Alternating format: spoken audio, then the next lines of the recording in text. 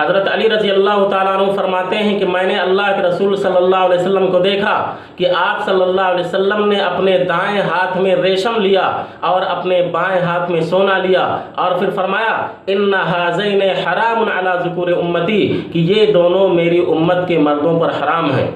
اسی طرح ابو موسیٰ اشعری رضی اللہ تعالیٰ عنہ فرماتے ہیں کہ اللہ کے نبی صلی اللہ علیہ وسلم نے فرمایا حرم لباس الحریر والذہب علی ذکور امتی واحل لاناسہم، کہ میری امت کے مردوں کے لیے ریشم کا لباس اور سونا یہ حرام کر دیا گیا ہے، اور ان کی عورتوں کے لیے ان دونوں کو حلال کیا گیا ہے۔ ان دونوں حدیثوں سے معلوم ہوا کہ ایک مسلم شخص کے لیے جائز نہیں ہے کہ وہ سونے کے زیورات کو استعمال کرے، جیسا کہ آج ہمارے بہت سارے مسلمان بھائی، بہت سارے مسلم نوجوان وہ اپنے گلے میں سونے کی چین لٹکاتے ہیں یا سونے کی انگوٹھی استعمال کرتے ہیں، تو ان کے لیے قطعاً جائز نہیں ہے کہ وہ سونے کی کسی بھی چیز کو زیورات کی شکل میں، یعنی چین کی شکل میں یا انگوٹھی کی شکل میں یا کڑے کی شکل میں وہ سونے کو استعمال کریں، کیونکہ اللہ کے نبی صلی اللہ علیہ وسلم نے ایک مسلم مرد کے لیے سونے کا استعمال حرام قرار دیا ہے۔ البتہ عورتوں کے لیے جائز ہے کہ وہ سونے کے زیورات استعمال کر سکتی ہیں، اسی طریقے سے ریشم کا کپڑا استعمال کر سکتی ہیں،